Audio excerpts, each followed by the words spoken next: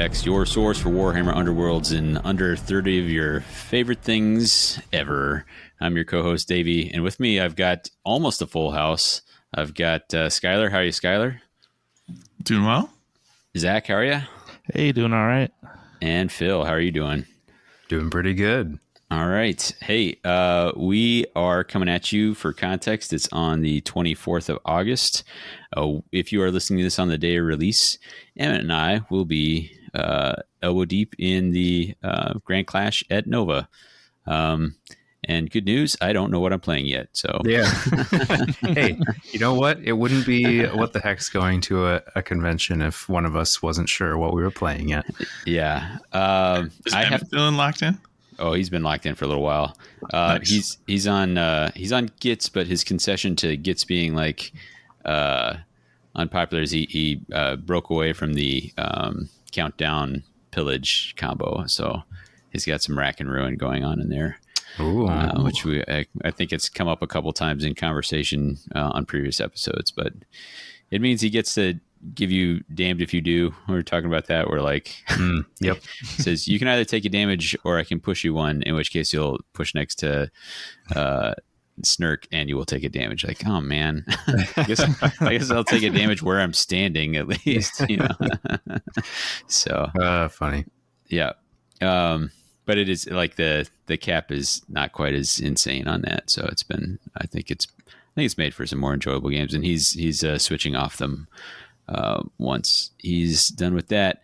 I have to finish painting his Gits for this, and that means that I don't have time to paint anything new for myself. So I'm just going with something I've already got painted, and that's kind of why it's TBD. I had ambitions for other things, but yeah. Not to belabor it too much, but hopefully we're a little more organized. The first 2 weeks of League are done here. That's been really fun. And so far, both weeks I've forgotten something really critical. And Zach bailed me out 1 week and Brian bailed me out the next week. So I came last week intending to play some really insane Forest Riders build and showed up without the deck altogether. So I just played I played Brian had put together a Blazing Cataclysm Dread Pageant deck. I was like, okay, this is a comfort zone for me. Not enough rack and ruin in it for me, but yeah, I'll go with it. So very good. Yeah. Anyway, I guess that's what the hex is going on with me informally somehow. This is the All About Davey preamble. We are going to cover a topic today, and the topic is I've been kicking this around for a while. I thought we'd do a roundtable on some of our favorite things about Second Edition. So we'll just do like around the table, kind of favorite warband, favorite deck, all that sort of thing, and talk about why. And get into that. But before we do, we got some community shout outs. Anybody want to cover anything for us here? Yeah. So I just wanted to shout out that there's a new episode for Path to Glory up, and they discuss the World Team Championship, which is pretty big, endeavor to even consider putting together such a tournament. So huge props for the folks over in Austria? ? Yeah. In Austria. I was gonna say, give me another take that's like really like confident with it, and then I can yeah. If we're wrong, I'll keep the question mark one in. If we're right, we'll leave it in. And we have been wrong recently. Anyway, we've been wrong, and we'll fully own it. No, do not let us get away with the stuff like that. Feel free to call us out when we're wrong. Yeah, live on the show even. Yeah, we'll call each other out. Brian saying anyway, but yeah, so I mean, big props to the folks over in Austria for putting that together. It's a big deal, and it's really cool to be able to see everybody do well. But the topic for the episode is specifically looking at Team Italy and their win, and so that is now Italians taking Worlds this past year, and then the World Team Championship. So very impressive showings from Italy, and hopefully can learn a little bit from them. And maybe people can take in some of that information as they prepare for this next Worlds, which is coming up much faster than any of us would probably like. Yeah, for sure. Um, that was a good one. There was one that I personally enjoyed reading on Spent Glories, In Defense of Playing for Fun and Not Playing the Meta. Absolutely. And those guys talked a little bit about that on the last episode. And that's kind of the realm I've been in lately is rather than like grinding and really trying to build something up, I've been just, some of it's because I got a kid in the house who's playing some, and it's been fun to just try a bunch of different things, bring a different warband out each time. So I've done that so far for this league. It's one of those leagues where I think I'm just gonna be trying a bunch of different stuff out, and it's just it keeps it fresh. Like just find what's fun. I don't know. They're always well written, and this was a particularly good one. So I'll jump in with one as well. So we've been jonesing for a article to get you thinking about where you're going to place treasure tokens at the beginning, and there's one up on Goonhammer by Jake, and that is there's a note in there towards the end about how the article would have been drastically different if the token placement rules had not changed in the spring 2025 update. So yeah. I'm curious how far into that write up he was before he was like, well, all right, I gotta rethink what I've got. But it's a good primer. It's part of his starting hex series, and that's focused on guiding newer folks through concepts, but also I thought it was a good read, not even being a newer folk. So yeah, concur. Unless anyone's got something else, I think we're going to jump into it. Anybody got anything they want to tap the brakes on before we proceed? Full steam ahead. All right, so here's the topic for today. We're just going to talk about our favorite stuff. And we are specifically making this second edition. As the person who thought of the idea, I definitely was thinking of some other first edition things I realized. So some of my stuff is going to be super off the cuff. But before we get there, I think I just wanted to start with the your favorite, we're going to say rule or rules change or new rule that came in second edition. And the idea is you just kind of give us what it is and give us a why, and we'll bat that around a little bit, and we'll go around. So, Zach, you want to take the first one? Yeah, for sure. This was pretty obvious to me. The crit change, the crit system. Instead of rolling 10 dice and getting no crits, and your opponent rolling one and getting a crit and feeling very sad, you now still hit, even if it's for less damage. So that's kind of my favorite new thing. It is. I adore the crit change. Yeah, it's funny because I was thinking about it, how I was like, yeah, like in the past there'd be a roll and you're like, well, I can't do anything about like that. Like there's nothing I can do about that roll. And I was like, yeah, you don't have that so much. And I was like, well, no, I had plenty of those where it's like, well, they just rolled too many more successes than I have defense dice or something like that. But it just has less feel bad, right? I don't know. Mm-hmm. Yeah, less spikes, I guess, is what it feels like. Yeah, I think it makes for more predictable attacks where it's like, if my attack is super accurate, I can kind of bank on knowing that like it's super unlikely that this isn't going to go through if I'm rolling 5-6 plus dice. Mm-hmm. You can still fail, but it's really unlikely. Yeah.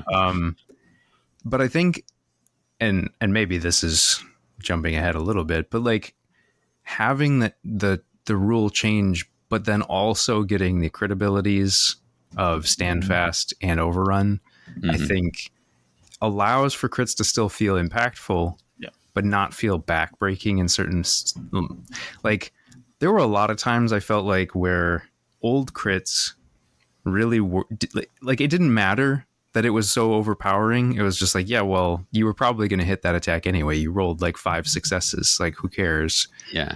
But it's those few times where it was like, I've got tons of successes, games on the line. The only way that you possibly get out of this is like a double crit or something on defense. And of course, what do? They do it, and they just completely ruin your, game. And it's like, well, that is low odds, but sure. Yeah. What about you, Phil? What is there a rule that you feel like has been your favorite new rules change, or persisting rule? Uh, there's a few that I think have been good. I mean, like the crit abilities have felt really, really smooth, but I think probably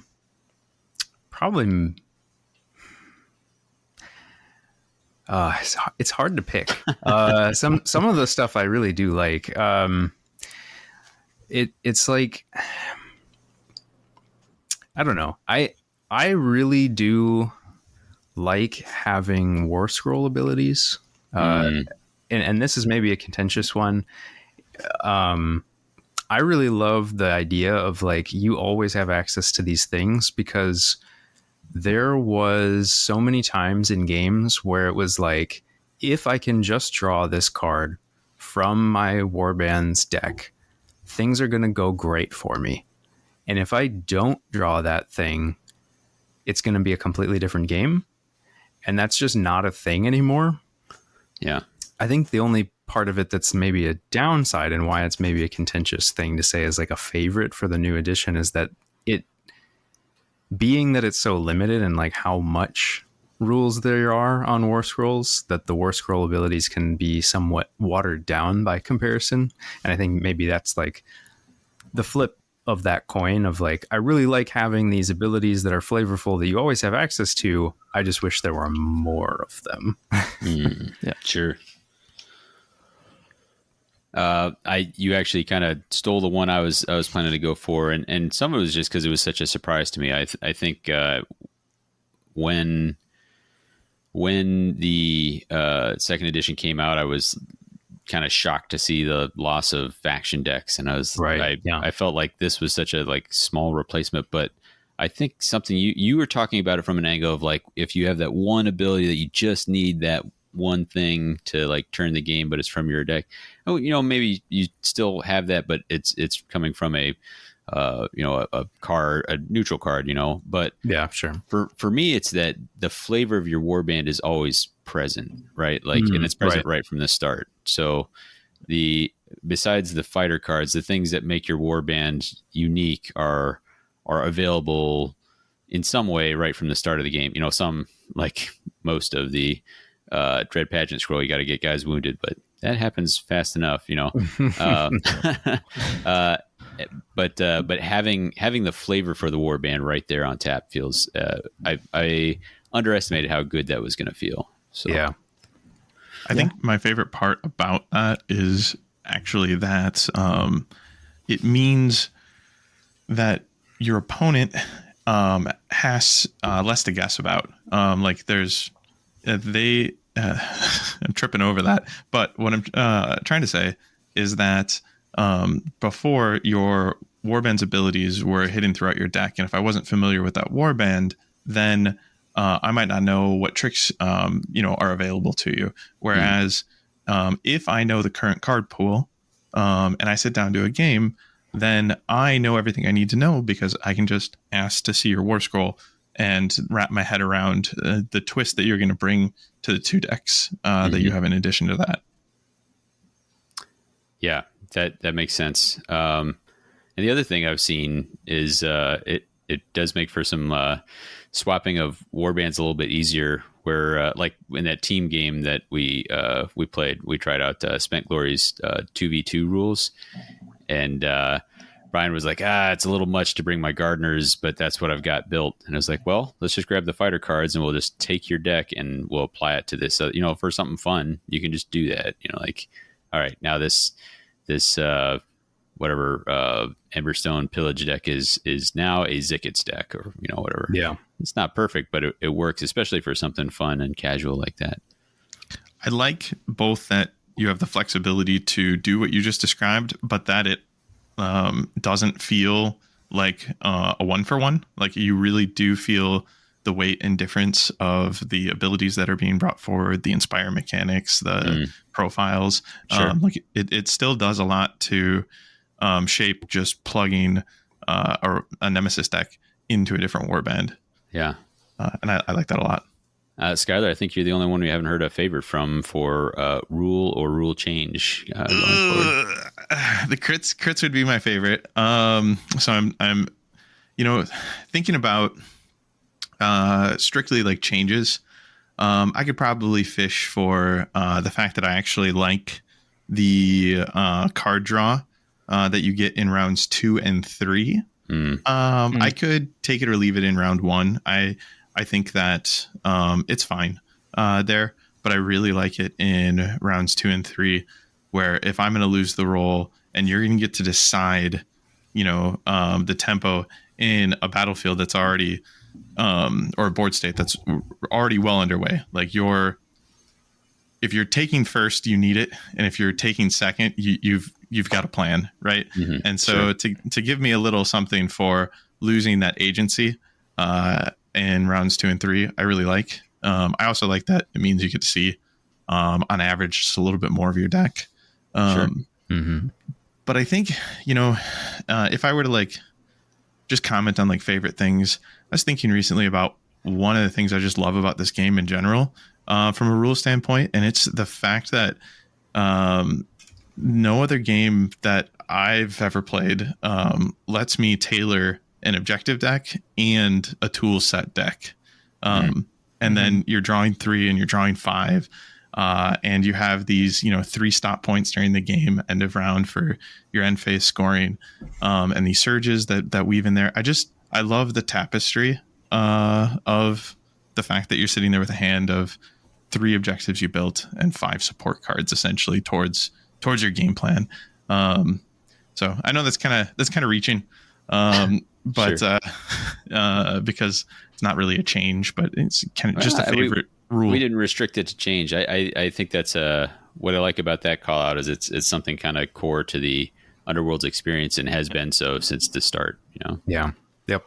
Absolutely. Yeah, no change there, right? It's like, no, this is perfect. Let's carry that forward. Exactly. So, I lied. I guess I haven't done mine. Although I will say it, since I'm kind of doubling down on Phil's would have been my default if I had to pick something else. And if I were gonna make it a change, although I think like feature tokens still have some fine tuning to do, like to make that feel where it's at. I do like how much more streamlined it is to just get the game going. I think I underestimated. That there was some skill expression in being able to like look at what your opponent discarded if they mulliganed and being like, okay, now I know something about their deck, but not having to slow things down to be like, hey, here, look at my mulligan. Okay, now let's pick let's go through our huge pile of boards and pick the board that we want. Like that all goes so much faster, and then you're in and playing the game more. And while like many, I'm always like, any opportunity to like show a little bit more skill or something can be fun. There's ample opportunity for that, and getting to the game a little faster has actually been pretty great as far as I'm concerned. So I would agree. Yeah. Yep. I think, an interesting side note about what you just said is that I think it's not just that change, but it's that type of change that makes the new edition much more accessible than the previous edition. There are, or at least there were, I feel like, situations in the previous edition where you could almost beat somebody before the game even started. No, sure. If you knew so much more about what their warband was trying to do and what you were trying to do and board setup and everything, and it was like, okay, I now have like a 70% chance to win because you don't really know that much. And I do. And like that feels kind of bad. I mean, in some ways, some people might say, well, sure, if you're that much better at the game, you sort of deserve to win. But like, I don't know. It just feels so bad when you're like, oh, I guess I actually never had a chance. Yeah, for the first time getting longboarded last edition and just like, I have no idea how to even approach this now. I've played 3 games and none of them were even close to this. Yeah. Yep. Yeah. Totally different game all of a sudden. Yeah. I mean, longboard is the one that pops to mind. I will say, as you know, Phil and I had played these different builds that often, like we had some games where there was a ton of card drawing or whatever, and enjoyed that. And I would often enjoy the challenge of like, okay, how do I overcome this like bad situation? And I can think back to like playing Paven at our last year's Q2, getting longboarded and being like, man, like I think I need to play perfect against these what were they? Sirenai. All right, Sirenai. Yeah. And like come up like I need a real clean strategy. I need a mulligan for the right things, and I came really close to doing it and like made one mistake at the end, like in the end of the first round, and it cost me the game. Really enjoyed that, but it was setting me up to like, hey, you need to play perfect and not get, like you need pretty decent dice to like stay in this, and working out the puzzle of what that is can be fun, but you have to have played a lot to like be able to even approach the puzzle. The other side is exactly like what Zach was saying. If you're new and somebody does that to you, you're like, well, I guess my half of the game is walking forward and just getting hit again and again. Yeah. It's really bad. Yeah. So, I was asked one time to teach the game to a friend of mine and his brother, and I drove over to their house to teach the game. I was so excited, and it was something like Canaan's Reapers versus versus like a hold strategy or something like that. But the point of the story is the friend, not his brother, the friend won the roll off and got to choose orientation. And I was like, okay, so like here's your options. I was like, but since this is your first game, what I don't want you to do is I don't want you to longboard right now, because, and here's why, because the Canaan's Reapers player is going to, brand new to the warband, is going to have a hard time just milling across the board to get over and disrupt you, especially since you have a hold strategy that you're going to be playing. And so they're going to spend like the first round just walking forward. And they're brothers. So that was a mistake to highlight, because they just he got a big grin on his face and was like, all right, that's what we're doing. Longboard. And I could tell that his brother did not have a good time and didn't pick up the game after, or, didn't want to play a second game or anything like that afterwards. And I was like, I really wish you hadn't made his first round just move forward the whole time. But yeah. So, for you. When you were first encountering that strategy, it was a shock to the system. And when you were building decks after learning that strategy, at least if you were me, you were constantly considering inclusions in your deck for when you'd hit the long board. And I think removing that and making it more about other considerations is more interesting. Like you're building your deck around like, what if I see this archetype, or what if I see this warband, and it's removed that variable of also, well, what if I get longboarded, or what if I get the full diagonal against me as well. Sure. Yeah. So.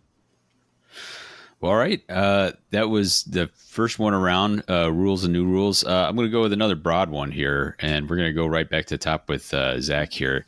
Give me your favorite warband so far from second edition, and this can be the thing you've had the most fun playing, the most fun playing against, the one that you think is the most best design. You get to define your favorite however you want. So, favorite warband, Zach. I think for me, there's probably only one pick. Skinnerkin. No, Headsman's Curse. Headsman's Curse. The warband I looked at right away and said that looks interesting. They got something nobody else can do with the 4 damage on the wielder, and some revival, some teleport actions, some accuracy stuff, just everything I like doing, and just that's my favorite one. Yeah.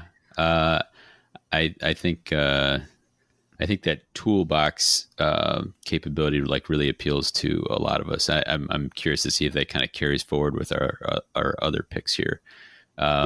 Phil, I think you might be up. Sure. I will just say before my pick that I do also appreciate Headsman for the like fact that they are one of those warbands where like you kind of have to have a plan when you're planning out like, well, what could I potentially see? Because they are so different in that like they're going to hit really hard up front, and like they are all set in this one model that's super important, and like you better have a way to deal with that, because if you don't, things are going to go poorly. And I appreciate having at least a little bit of that in the game. I don't want it to be all the time, but Sure. a few of those I really do appreciate. But for me, the one that I've enjoyed playing the most so far in this edition has been Hexbanes. Oh yeah, nice. For, you know, I just really like getting to do lots of sort of like lateral thinking in the game, and like teleports and like weird pushes and taking advantage of stuff like that. And they allow for a lot of that with the dog moves.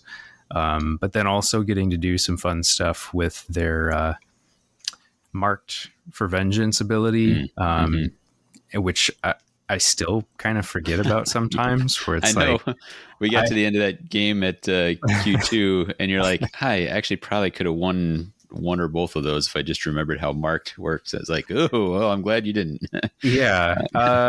For folks who don't know, if you kill a marked fighter who you get the reroll against, which is the part I always remember, it's like, Yeah. I have a reroll against that fighter. Great. Yeah. Awesome. More accurate. If you kill that fighter, you get to either draw a card or remove move and charge tokens from one of your Agent Azerite fighters. Pretty big deal. Just not using that is kind of stupid, but I I appreciate you keeping that hand tied behind your back. Yeah, right. I needed all the help I could get. They are a pretty strong warband, so it's probably a good thing that I just, I don't think I've ever had a game against you with them where I was like at any point ever comfortable. I was always like, God, this feels so hard. Like, what's going on? Aren't these guys supposed to be bad? Like, what's happening? Their stats are not great, but they've got so many tricks. Yeah. But I will also just throw out that I've really enjoyed. I haven't actually played as them ever so far this edition, but I really enjoy the mechanics for Ilthari's Guardians. I won't say anything more because I have a feeling that might be Skylar's pick. But What? they are really fun to play against. Well, Skylar, don't keep us in suspense. He's got me in a box here. It's hilarious. I can't seem to quit him. I absolutely love that warband. Easily and far and away my favorite this edition. My runner-up would be Zandara. I think they're also really interesting. But to gush about my favorite warband real quick, which I'm sure is a surprise to almost no one. I love. So I didn't really get a chance to play Ilthari. Like I joined in Beastgrave last edition, so I didn't really know them in first edition. When I came on board, it was kind of like, yeah, they used to be okay, but now they're like heals kind of bad, and they need it for Inspire, and their stats weren't great. They weren't good. I remember I think I visited them like maybe once, just because I was trying to play all the war bands of first edition. So when they were completely reimagined for second edition, I was so excited to explore them. They look amazing. I love the realization of their theme too. Like planting cards and waiting for them to grow, and then being able to assist in their growth by stacking bodies as fertilizer is so cool. And like all the timing tricks that you can do with that, where it's like if you're just planting, like you're not actually going to start inspiring until round 2, but if you can get kills, then you can also get somebody strategically inspired a little early, probably Gallahan. But the warband just like it has so much to it. I love the card draw. I love the flexibility of being able to teleport around the board or use a push. And if I'm not doing that, because I only get to pick one of these abilities to use once per round, then like I'm probably threatening Everdusk. And so if you're going to be dealing damage to me, it's going to increase my damage output, at least potentially with that one. I loved like the nail biting moment of like, all right, you made me stronger. Like, but I only get one shot at this. That just feels so good. And I like that they're not overly survivable. as well. I like playing a warband that feels like I constantly have to adapt and kind of feels like I'm on knife's edge. And like everything I described is all things I would like in any game, and it's all just there in one package, one elvish package. It feels like it was made for me. I will say, I think of all the warbands that I have never even tried once in this, that's I think the one that intrigues me the most, and it's specifically because of all those tricks I see you doing. And like you said, playing against it, like it's those the ability to play any of those 4 abilities is really powerful, but the ability to threaten all 4 of those abilities is like even more powerful, it feels like, because like I know when you would finally use one in a round, I'd be like, thank God, now I don't have to keep planning around all 4 of those things. Like it's killing me. It's exhausting to like try and think of all the different things he could do, and all of them are like really good. So yeah, that's a cool one. For me, it's super tempting to pick Dread Pageant because I just had some success with them recently, and I really enjoy all the different things on their War Scroll. But I think I just can't quite get away from I can't quite get away from Gardeners, where I just was like so impressed with how like relatively simple a War Scroll like translated to so much character on the battlefield. I think it was just, I remember seeing it being like, oh, well, you don't have a lot of decisions to make. And it just had so much more to it than it looked like. And I was really impressed with that. So I really enjoyed that. I haven't played them nearly as much as I might have otherwise, but and we'll be playing them at Q3 because they got banned. Yeah. Oh yeah, I don't think we've we haven't recorded since we did that little trick. But we, for the upcoming team tournament, just to fill people in real quick, we decided we have 4 teams registered, and in communication with those teams, we realized that not many people had like locked in warbands yet, and people were kind of throwing around ideas. I'm looking at you, Zach, on maybe we ban warbands and we have like the teams pick bands, and maybe we do these pools of like warband draft picks and stuff like that. But we're coming in within about a month of the event, and it's like we're a little too close to be doing anything like that. But with it being 12 people currently coming in attendance, it wasn't too hard to reach out to everybody and check in. And so we decided each team got to ban a warband, and we also ended up doing a draft where each team is going to be representing a Grand Alliance. So super excited about all that. And Davy's warband is banned, and then mine, I wasn't allowed to pick it because I went to my team and I was like, I have a Jaws of Itzel player on my team, and I was like, hey guys, I was like, we're up to pick like Grand Alliance. What do you guys want to play? I was like, I'll play whatever you want. And I was like, they're totally gonna say order, and they're like destruction. I was like, huh. I was like, Jaws of Itzel's available, right? He's like, I think he got in his head because he goes, both of your picks were already banned, so. And I didn't get this message until we locked in publicly or with everybody. Hey, we're doing destruction.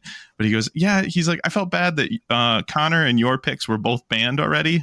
So he's like, I just figured I'd ban myself and we'd try something different. Sure. When you're already on hard mode, why not just crank it up a little bit more? Yeah. Like Skaith is an Iltharis. That's not who they banned. Yeah. Right. Our team bravely chose our pick to be Skaith's. It was a pure spite pick to tear down Scott. Well, so hearing your warbands, I knew whose axe would be. I would have been shocked if he had said not headsman. I knew who mine was, obviously, but I was really curious where both of you two, Phil and Davey, were going to land. So I know that like you've only found Hexbane, in recent history. It's like only been 2-3 months with Hexbane. Well, so it was sort of in the aftermath of Adepticon is when I started tinkering with them. Oh, that's So fair. it's been, what, 5-ish 5 months months, yeah. now? Oh yeah, what is time? Okay. Yeah. Oh, that's right. But at the time it was like, these guys are really bad, and this was pre-errata, so they couldn't move the dogs multiple times. So it was like, I'm just gonna play them anyway, because like I miss all the tricks from Starblood. So I was like, well, I want to find something else. And I really sort of latched on to the dog movement, and I was like, this seems fun. I'm gonna just jam this and just have fun with it, no matter what. Because like, if I go into every game expecting to lose, then if I lose, it's like, oh well, no big deal. But when I win, it's like, hey, that was cool, I did a thing.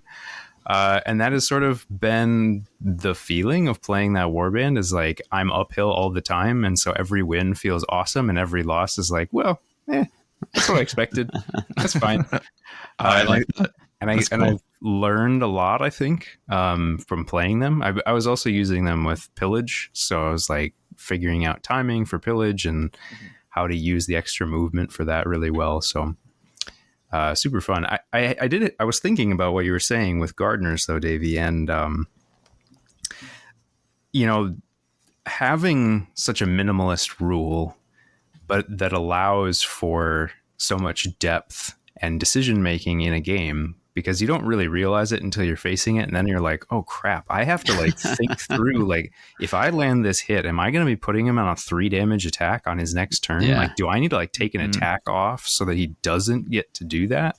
Or like, do I need to accelerate it so he flies past the big damage hit? And like, having a rule that can look incredibly simple on the surface and then have all this layered depth of gameplay, I think is really a testament to some of the new warband designs, not like the redone old warbands that they ported into the new edition, but the actual new warbands for this edition. I feel like they've all had really solid, really clean rule sets that have more play than what they look like on the surface, and I think that's actually pretty impressive.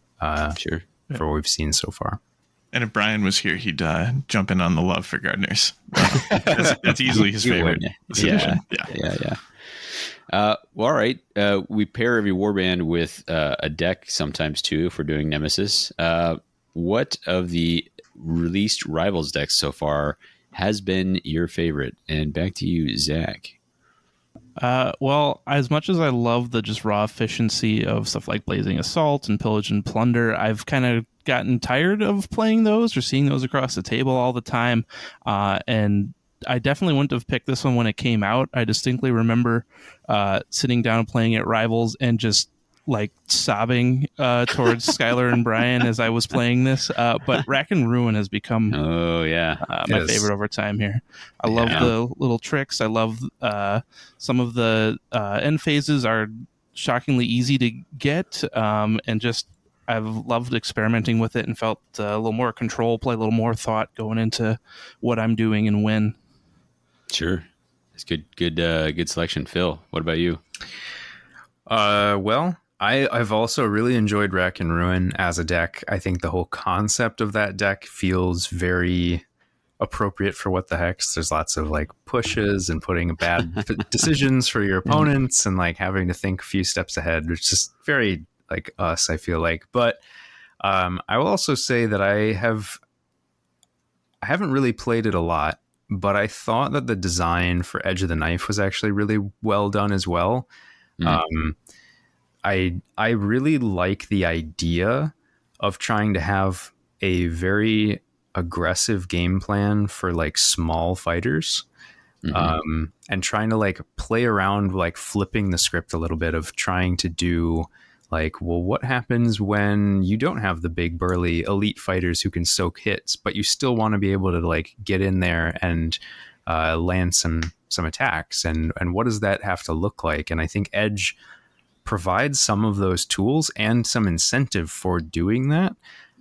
I think the one downside though for the deck is that a lot of times when you look at it, it's like, yes, I can use it that way and it's great to do that and it's fun, but boy is it better when you pair it with these big burly guys who can take a bunch of hits and then end up triggering the tempered mode, and then all of a sudden they've got access to these cool aggro tools as well. So that's maybe like a balancing point that it wasn't quite hit quite right. And I think maybe that's actually something that I've felt with a lot of the Rivals decks, where it's like, I really love the idea of what we're doing here, but I'm not sure that the execution landed quite how I want it to be. So Sure. Yeah, and honestly, like for me, almost a pro of it was just I was so surprised how well the elites were doing. I think on first glance, it's like, well, you obviously want all the fighters that begin the game tempered, but I've been impressed at how well it can do those. And so yeah, while I agree, I wish it was a little bit better for the already tempered warbands. I do like that they found something that actually works with that and with something bigger. Like that felt like. Yep. I'm not surprised that was a difficult balance to find, because that seems really tough to design for. Yeah. Yep. Skylar, what about you? Your favorite deck, and why is it Realmstone Raiders? Got me. It's Rack and Ruin with Zach, 100%.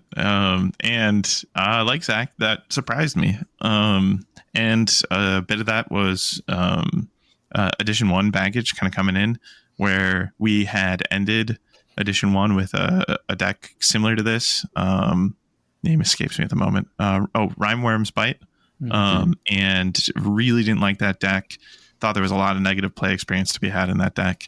And so I was nervous that this was going to be similar out the gate. And it's surprised me all the way through, because for all the reasons Zach said, I just think, and Phil, I just think that the tools and tricks within here are so much fun to play with. And I think it's actually like the most flexible. Like I like, previously I would say I was going to start building a deck with Pillage and Plunder and then something. And that was because, out of the 4 that came in the core box, that one grabbed me right away. And I thought there was a lot of interest there, but at this point it's, amongst, if not, the top, like scene deck, right?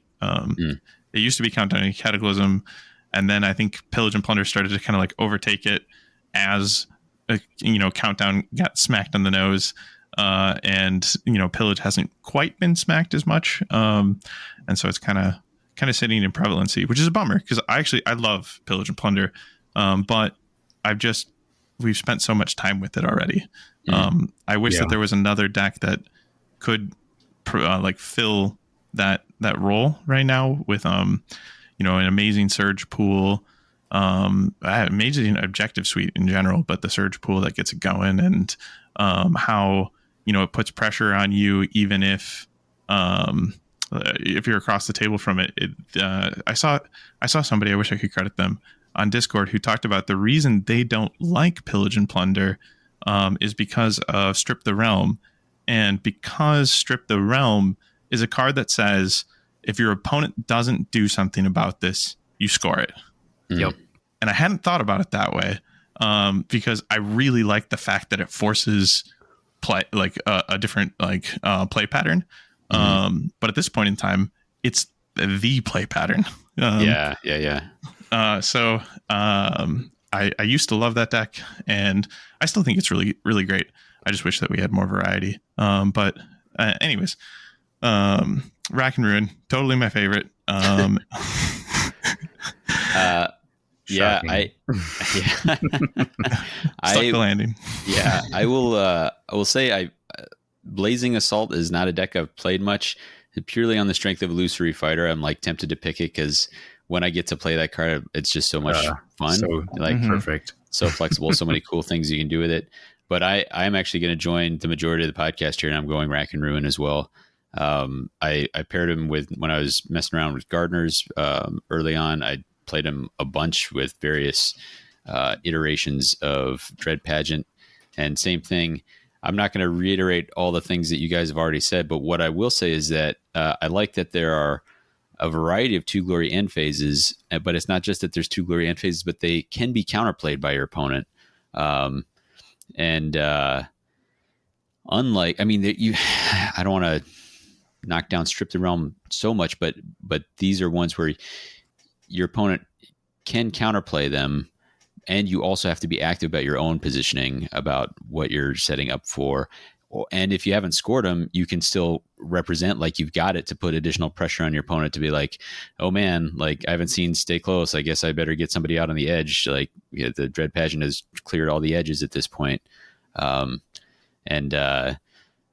really like the gameplay moments that sets up. I think Jake and I had one where I was trying to figure out how I could trick him into letting me score both, and realizing I could only score one or maybe none, and it was really fun.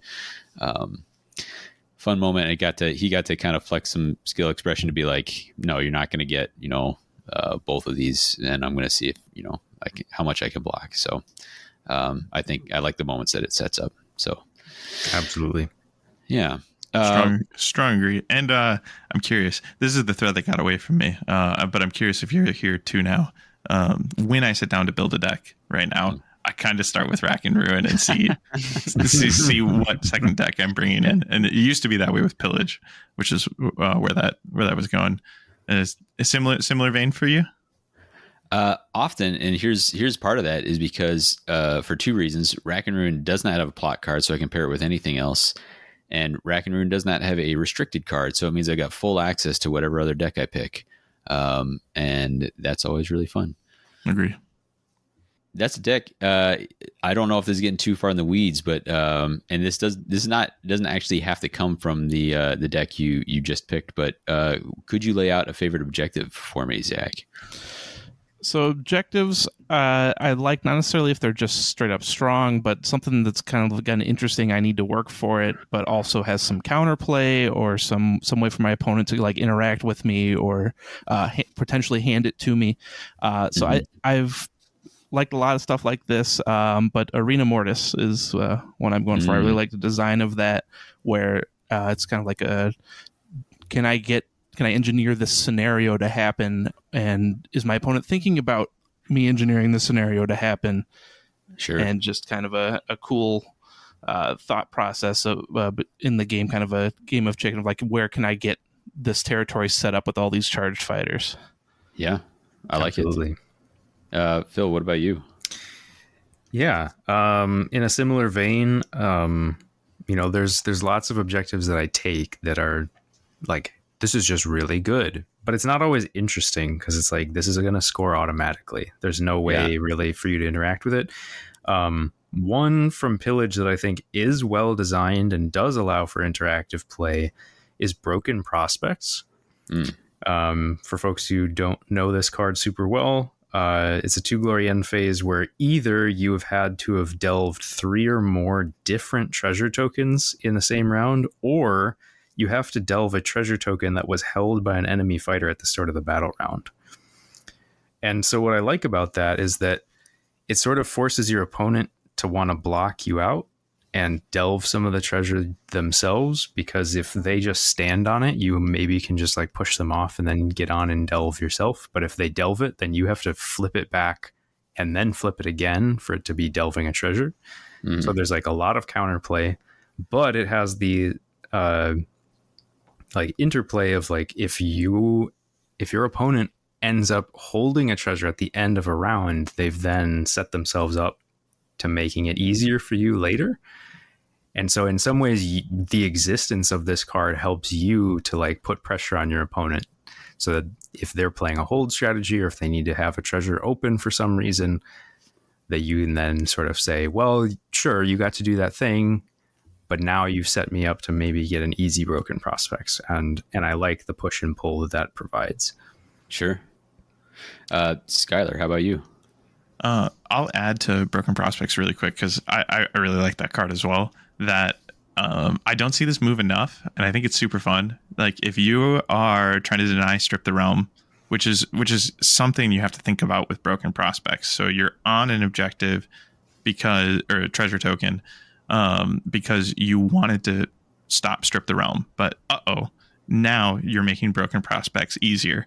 If you just take your first action to go on guard with that fighter, like if you can afford that action, I love that play, because it's like, yeah, so I'm gonna stay on this. You're not getting any easy broken prospects off of me.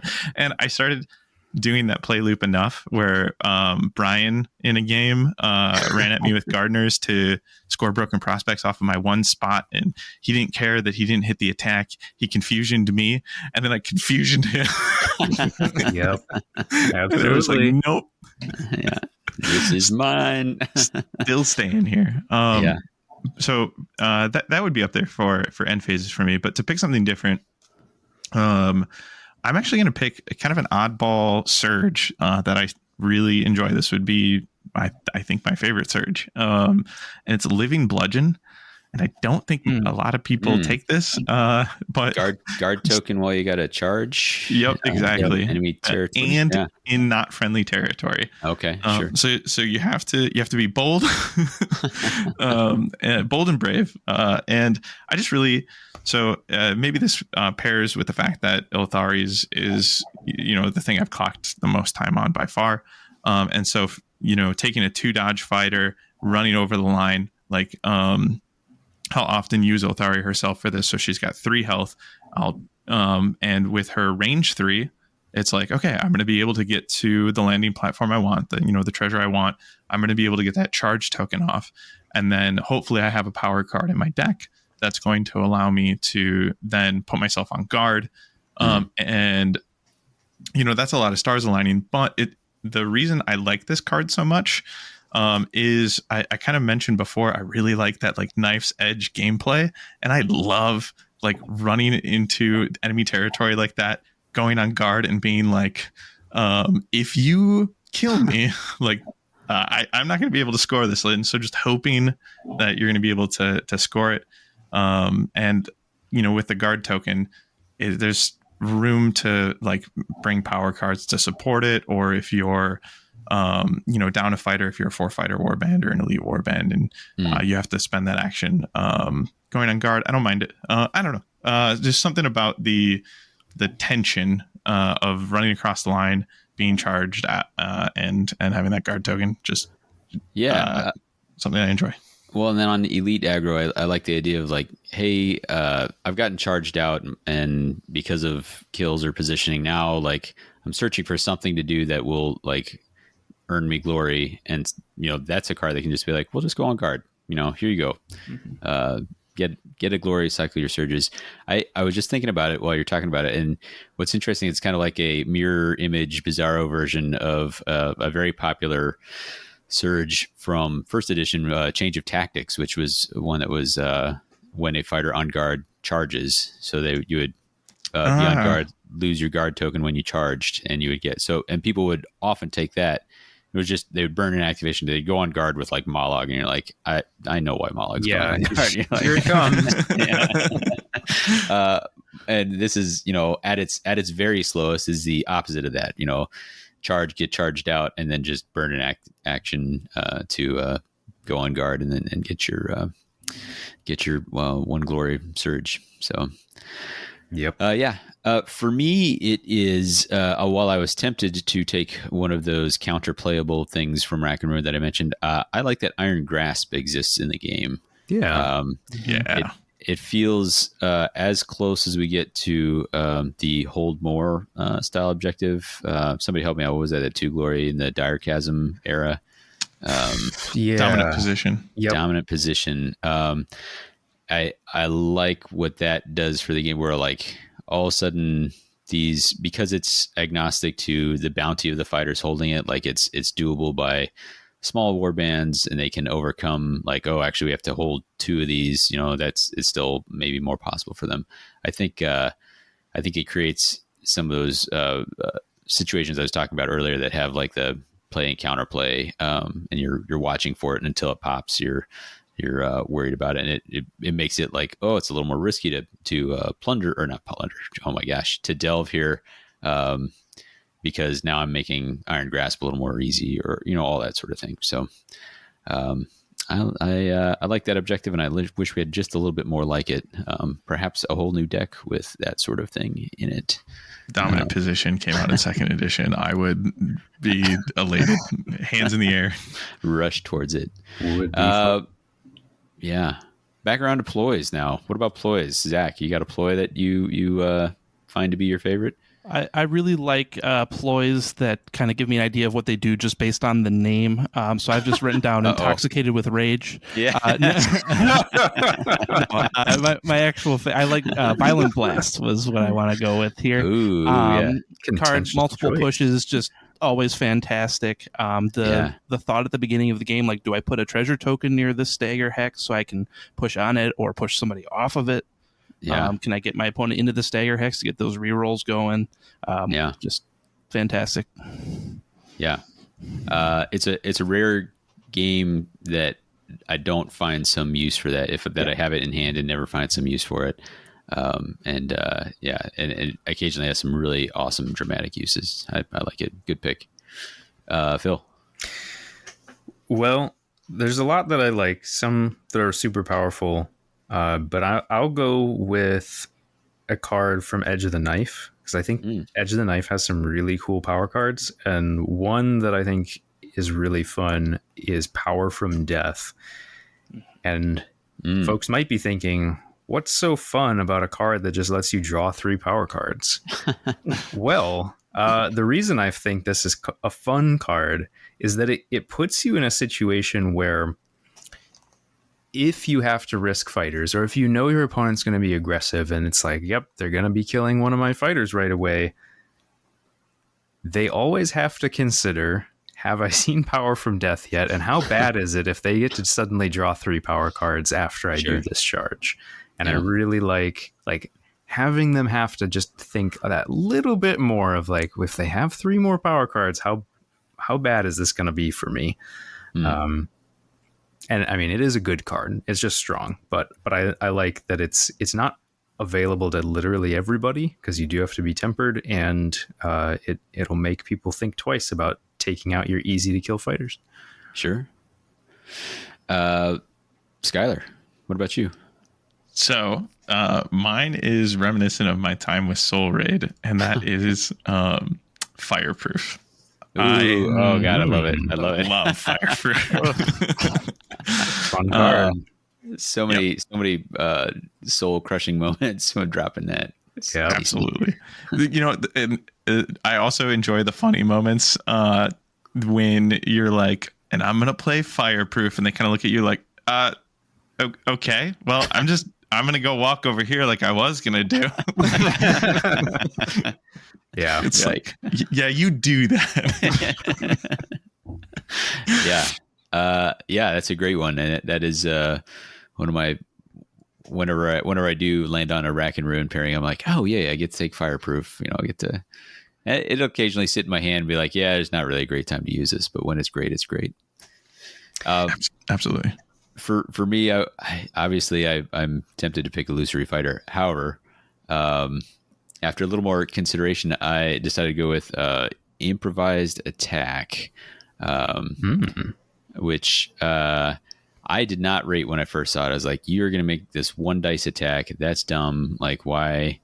Why am I doing this? But it functions as like a distraction. It functions as a ping. It functions as a way to make another attack. So, you know, trigger, maybe you've got surges that need particular attack results. Maybe you're a warband like crushes. Like, it has all these like different uses. And I remember having my eyes open to that at Worlds when I was covering games with Fish, and I was like, oh man, this is actually a really great pick. And it's fun to see the different things it can do. And I think when I first saw it, I only rated it as, you know, like, this looks like a not great attack profile. So there are so many different things in the game that are like, after this fighter makes an attack, now you can do this thing. And it's like, well, wouldn't it be great if I had a way to make an attack in a power step?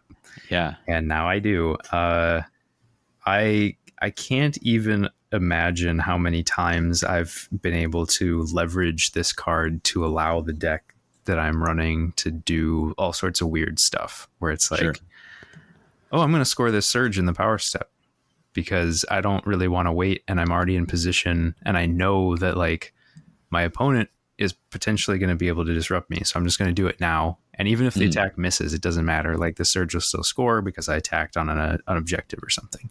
Yeah. Like just such a flexible and powerful card. It throws me off a little bit that there's only the one deck with a ploy speed attack. Yeah. Like there isn't another out there. Like not even under like another plot card. Yeah, they used to be not super common, but like they were around, and I think we realized in first edition that it's actually really strong. Really strong. Yeah. So we probably should have realized when this card was first reviewed. We're like, oh yeah, that's like exactly like this thing that this warband had, and that's really good. Really great. Probably going to be just as good here. I bet the thing that really threw us is that when you look at it and you're like, man, a 1 dice attack, who cares? It can't even be modified. Like that's going to be so bad, but like not thinking about all the other utility you get from just getting to make an attack out of sequence. Sure. Yeah, I strong stuff all around. Are we on upgrades now?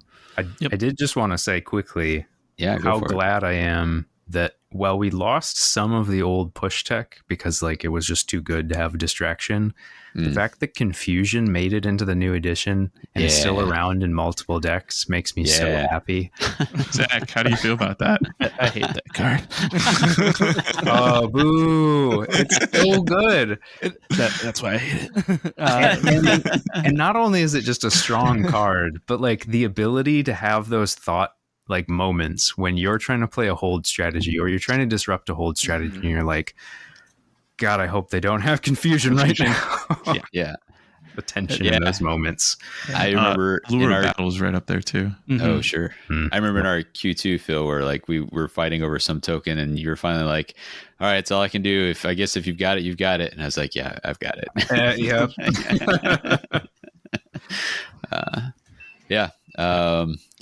Good call out. Good pick. All right, let's run through upgrades. Anybody got a favorite upgrade, Zach?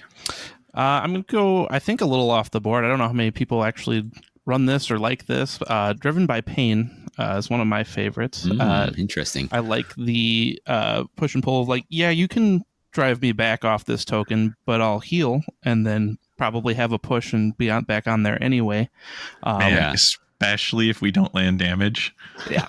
Yeah. And somebody comes in, misses, but you had that like ping from earlier and just like, well, I guess you're back at full health because I really need you not on that token. Yeah. Right. I've had it force mistakes as well where like, hey, the correct play is to push me off this, but they default to like, no, I don't want to heal you. I'm not going to push you off. I'm like, okay, well then thank God because I'm going to score. Score surges. Right. Yeah. Whew, good thing you didn't. Good pick. What about you, Phil? There's a number of interesting ones that I've really enjoyed, but I think just to highlight a card that probably never gets any love is Henchman. It's an awfully difficult one to actually take advantage of, but it is a reaction that you can make after you've made an attack roll for a fighter that allows you to change one of the dice rolls to a single support. And then it does say that you can't re-roll any of your attack rolls with that fighter, but like specifically for Hexbanes is where I've found that this is really good. You basically get an auto success on every attack. And if you have other warbands that are good at setting up supporting fighters, so if you have things like, I guess technically Zarbags, but the other grots, I'm blanking on their name right now. With those Borgits? Borgits. Okay. Because with the push that you can do with the troll, being able to like pull everybody in, sometimes you can set up those supports that way. They have extra pushes from a bunch of different stuff. So like anytime you have an easy way to set up supports, you can actually have this be a huge accuracy boost. And if you don't already have a bunch of rerolls, it's a lot better. If you have a lot of rerolls, maybe you don't take it. But I found that the card is really fun to play around with. And also shout out that it's in Rack and Ruin. Sure. Skylar. Yeah, my favorite is actually Headcase. Oh, nice. Yeah. So this one's in Reckless Fury, and it reads: if this fighter has no charge tokens, instead of playing a power card in a power step, you can give this fighter a charge token. And oh man, I just within this deck, like if you're attempting to score any of this stuff, it goes a long ways towards that. It can so you might have a fighter that you don't particularly care to activate. You're kind of like they're your dangle bro or whatever, and you'd much rather them already have a charge token so that you can get to that charged out state with the fighters that you really want to be activating. Yeah. And so, yeah, to be able to manipulate the charged out state and to use it to manipulate scoring. I mentioned before, I love Living Bludgeon. Like this can be a trick for that where, hey, I didn't need to charge because I got here in a previous round, so I'm just going to go on guard, and then I'm in a head case, and all of a sudden I've got Living Bludgeon. So I really like how sneaky good I think that card is. Yeah, good pick. For me, I am going to go back to Rack and Ruin and say Wary Tread. It's similar to that Quickening Greaves from first edition.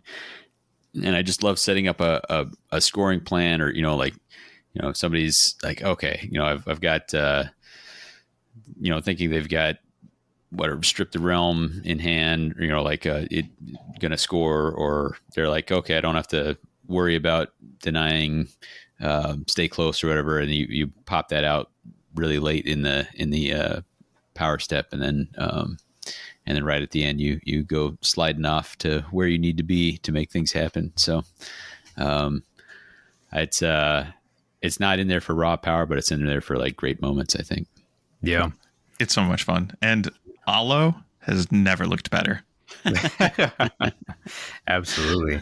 Go ahead. I do like with Wary Tread that they thought through, like, should there be any reason that we allow for this to push you adjacent? And they were like, no, you should have to push and end it so you're not adjacent when you use this card. Yeah. And I think that's a neat thing to think about, so that like going into that round changeover, you're not going to be able to set up like a free attack or something with this card.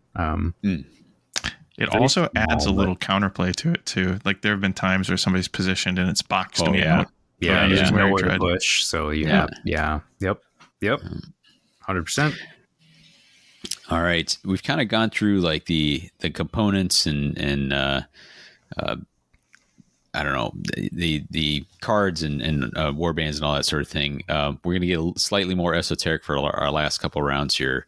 I'm going to go with, go with your favorite game moment. Like, can you think of one favorite moment you've had in second edition? And it can be in competitive play and casual play, anything like that. Zach, once again, we're going to lead off with you. Yeah, it's something I've actually already talked about on the podcast, but I'll go through it again because it was just, I thought, so fantastic. At the narrative event at Adepticon, I got paired up against Jonas playing Morgax Crushes, who really wanted to beat my face in. So my last round with Arena, who definitely wanted to be standing on tokens because that's what they do. I had to charge into his territory, take a swing, be on a token, score from that, then later in the round walk back into my own territory to stand on a different token to score from that, and then walk away again once more. Just as the surges came, that's what my hand said to do, was just walk back and forth, which was absolutely hilarious. Nice. Phil, what about you? There's a lot that are fun or things that it's like, that was cool for me to pull off. But I think one of the biggest moments for second edition for me that really sticks in my mind as a learning moment was when I was playing at Adepticon and playing against Baconborn, and he was playing Canaan's Reapers, and I thought, I've got this positioning locked up. Everything looks good. I was playing Kagras, and I was holding in both territories, but I would like spread the board. So it was like, you can't go after both of these guys because like they're too far away. Right. Yeah. And he did the move where you use Canny Sapper onto Kanan, and then use Commanding Stride to break it, teleport, and then move 3 with the push from Kanan. And I was like, oh no, he just moved like 8 hexes in a power step, and now he's not even charged out, and he's just going to keep hammering on me after I just moved onto this token and like walked onto it. And I just hadn't even ever considered that that was a possibility. And like teleport tricks are some of my favorite things that I've ever had in the game. And like seeing that come into a game where I thought for sure that I had the game pretty much locked up at that point. Yeah. And for him to just completely flip it on me and just turn it on its head and then just crush me after that, it was like, oh, Yeah. wow. I was not even on the same level here, not thinking. It's surprising that Candy Sapper didn't make it onto any of our lists here. That teleport upgrade. It is. I mean, a very that's a good card. card. To the extent that when I was playing Thricefold, I was like, I think I need a 0 glory upgrade in here just so I can like Vile Temptations away if somebody throws a Candy Sapper down that I'm worried about. Yeah.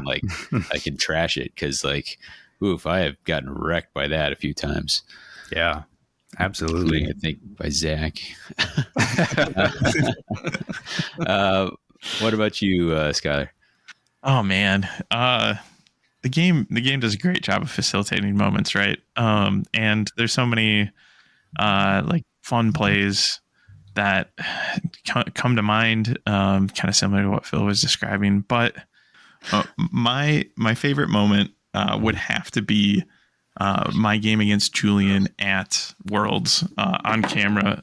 It was fantastic being a part of like getting the stream set up, and so then getting the opportunity to be on it, playing Ilthari's for people back home who were messaging me afterwards, talking about the game that I had played. And it wasn't even like the fact that I got to play on stream, that the game with Julian was such a perfect game on its own. And the fact that it was on stream just made me so happy. And I lose that set. But it's just chock full of good adapting moments back and forth off of each other.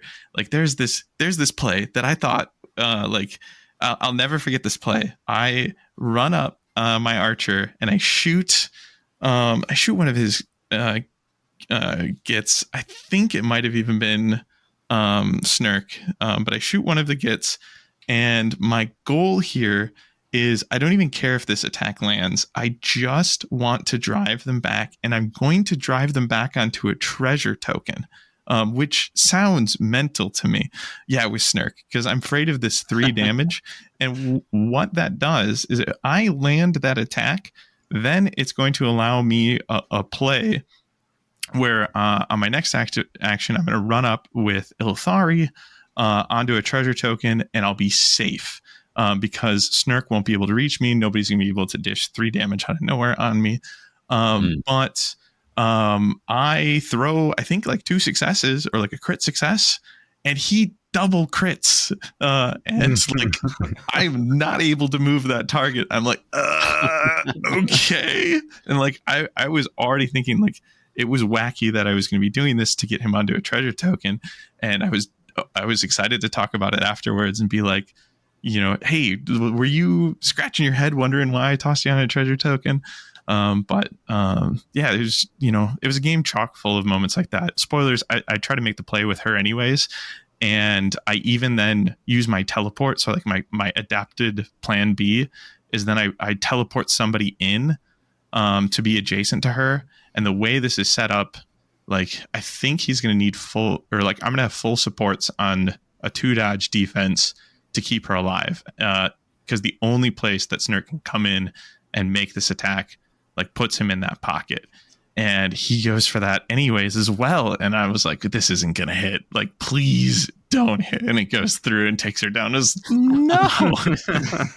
Like, I thought that these were like high probable plays, and I thought that, you know, they were really fun plays to try to finagle in the moment, and they live rent free in my head. And that match against Julian, like, all smiles and handshakes, and just anytime one of us would make one of those cool plays that the other one didn't see coming, we would just sit back in our chair, look at the other person and be like, nice job. And, like, wow, like, good play. And then, get back into the game yourself after just acknowledging and recognizing like we're having a blast and that was a good play. So yeah, absolutely.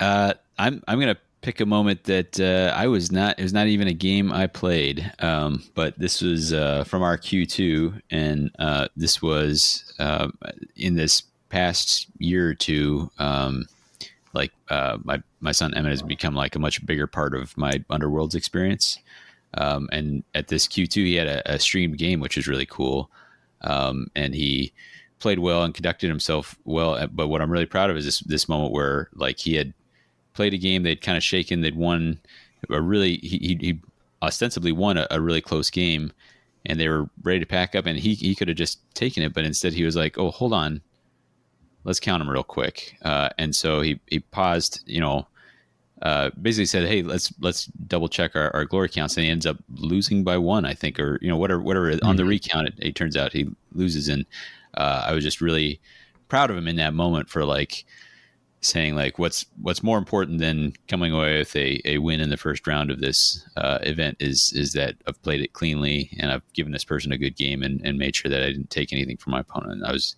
I don't know that I would have had the presence of mind in that moment to like go back through and call for a recount when I'm already like, yeah, I just won, So that was, I remember being like rushing over to Skylar, like, oh my God, did you like that's my boy. He just did that. It was just a real exciting moment. So I was freaking out about that one as the commentator. It was as good as you described it. I was feeling proxy proud as well. It's a really impressive thing to do for any player, but to do that at his age, I think is also just it goes to show that he's like a really good like just sportsman, which is really cool to see. And I think there's a lot of times where like we can kind of lose focus sometimes with the game in competitive situations. And it's a great reminder of just like, this is a game. We're supposed to be having fun, and we should be like making sure to be playing, straight with everybody. You don't really want any moments where, there's any question as to like, oh, that was a mistake potentially, but was it? Like, did somebody really realize that they were, ahead by an accident? Like, you don't really ever want there to have those, questions clouding anything. So it's really cool to be able to be like, no, let's make sure. And then like be willing to know that, a recount there probably hurts you, but doing it anyway. Yeah. Yeah. I'll say it. You're raising him well. Well, I was in close proximity with him for quite a while here on this trip, with a couple teens / preteens here. That's a lot of time, but yeah, it was good. It was a fun time, and he's really excited every time I mention, hey, Nova's almost here. He lights up, so I'm really looking forward to that. But speaking of events, I think I had a couple more that I was going to maybe touch on, but I think we might wrap it here, and we may use this subject again down the line. Tell me, of the events you've been to, do you have a favorite event you've gone to so far? And Zach, back around to you. I've loved every single event I've been at. Just meeting people there, playing great games. Everybody's just fantastic in this community. So we'll start off there. But my favorite one, I think, the narrative event at Adepticon has been my favorite, at least second edition. So far here, just being able to, or I guess Adepticon in general, but that event was my like top of that. Just being able to see everybody play stuff that you hadn't seen with the Grand Alliance warbands, and just trying random things down to Alex winning by himself for chaos, and just yeah, it was pretty impressive. Just being able to do that and play it in a completely different fashion was fantastic. Great time. It's a good call. Phil, how about you? Well, I'm humbled to keep hearing that people had such a really good experience doing that. I haven't been thinking about it much, but I'm realizing that next year's Adepticon is not that far away, and I might need to be thinking about it a little bit more than I am right now. But I'm going to say when we went to Nova last year was really fun because it was just such a different experience, sort of coming into the con, not knowing what it was going to be like, and then like getting to meet all the Battle Mallet guys and hanging out. And like most of the con, we didn't do anything related to Underworlds, but it was still, you know, really super fun and just like having a good time and hanging out. And it was kind of reminiscent of the first time I went to Adepticon, where like I just didn't know what to expect and like just went in completely open to just experiencing the event. And it was really, really fun. No pressure in any way, really. And just didn't hurt that we got to take a pretty fun road trip together. So, yeah, that's a good call. Skylar, I think you're up. This feels like picking your favorite child. It's another, like Zach said, I don't think I've been to an event I didn't enjoy thoroughly. And they all come with different things. You know, if you go to LVO, you get the pleasure of meeting, you know, the Underworld's underground guys. If you go to Nova, you get the pleasure of meeting the Battle Mallet crew and doing that in both cases, and getting to meet. I think that's what I'll say is, you know, going to one of those two and being able to meet, you know, fellow community members that are, you know, trying to grow the community, was really, really cool. And it's formed lasting friendships, and Battle Mallet was able to roll up here and play at Q2, and you know, that would never have happened if we didn't go down there and get a chance to meet them and start playing board games and stuff with them. So yeah, I'll say that. I hear you. It's tempting to pick our most recent Q2 just because we had so many travelers for it. It was really kind of flattering to have that many people come to our small event and do that. And I will point out that it for me, picking between LVO and Nova is easy because the LVO I went to is in first edition, so not qualified for this. So I don't have to pick between those. No, the worst thing about Nova last year was that I had to go back to Brian, who was of course being like, didn't I tell you it was going to be awesome? Didn't I tell you, like, the Battle Mallet guys were going to be awesome? Like, yes, you were right. Fine. Yeah, it was all awesome. They made both me and my son, you know, feel welcome. He had a great time. And so good that we're spending the money to fly back out there and do it again. So, I guess right up to the very end of summer here, we're really pushing the enjoyment to the max here. So technically that event was also first edition, but no, it was. I didn't know that was actually a qualifier here, because there really haven't been that many events for second edition yet. Hoisted on my own petard. Oh no. Maybe I'm pre-picking this year's Nova. Hey, the best event is the next one. Oh yeah, there, nailed it. There it is. Editing all the other answers out, and that's it. So.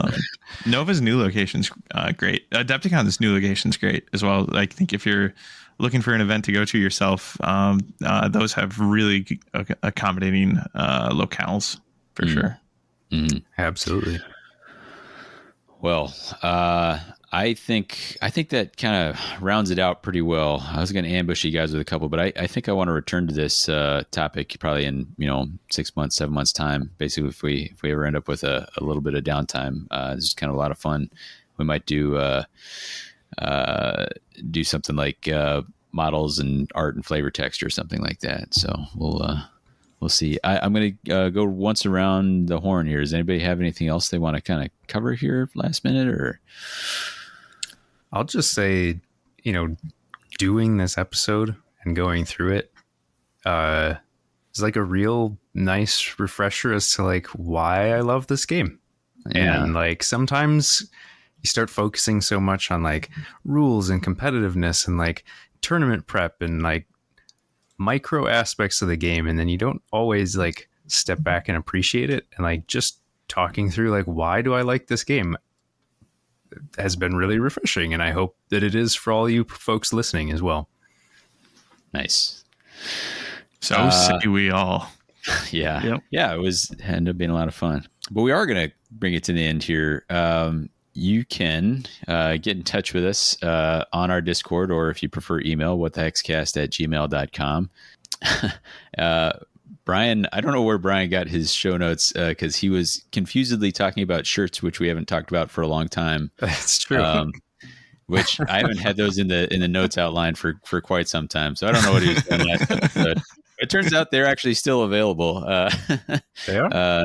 Because Fish said Fish was live looking for them and was like, oh, here they are. I'm getting one now. So apparently we still have shirts available. You can check out all our content at themortalrealms.com. We want to say thanks to our patrons for supporting the network in general and our show in particular. It makes some of the things we do a little easier, a little more possible. Coming up, it will be whatever we can do after Emmett and I are back from Nova. I think Phil had some thoughts. It may be I may try and do some observations from Nova. I'm hoping to go and just have a real chill time. Like whatever I'm taking, I won't be very practiced with. I'm considering taking something like really bananas, like Cunning Crew or Far Striders, and just really like keeping it super chill. So we'll see how it shakes out. But or something super unga bunga, like keep it simple. Raging Slayers with anything. Yeah, pretty much. And just re-roll a lot of dice and not be where I thought I was going to be. But before we get to that next episode, we have to do a Flavatex quiz. And boys, this one's going to be a hard one because there's not a lot to go off of here. I will tell you, it was almost a card we talked about. Almost. That's a distraction. That's a distraction here. I'll read you the quote and then I'll give you a couple hints if it's needed. And I think it will be. This is a quote attributed to Gicket. Come and have a go if you think you're hard enough. And that is on a Surge objective. It is on a deck that somebody did discuss. Oh boy. Is it unassailable? It's a good guess. This is in Edge of the Knife, which I think unassailable actually is in that as well. Is it what's the one where you have to be tempered and not die? Is that one? No, that's a good guess too. This one is Power in Numbers, where we picked it. And I'll admit to having picked that one when I thought we were doing our top fives on stuff. So tough one there. I don't know if I've ever seen anyone play that card. I have used it, well, especially when Emmett was running Grimwatcher's Edge. It worked out because you would often become the underdog, and then you just have to have a couple temper fighters standing next to each other, and then you just scored it. So it's actually pretty decent, especially if you can get the underdog. Nice. In that. But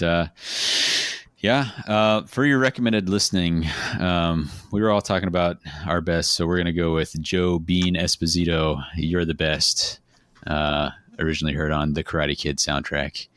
And for What the Hex, I've been Davey. I've been Phil. I've been Skylar. And I've been Zach.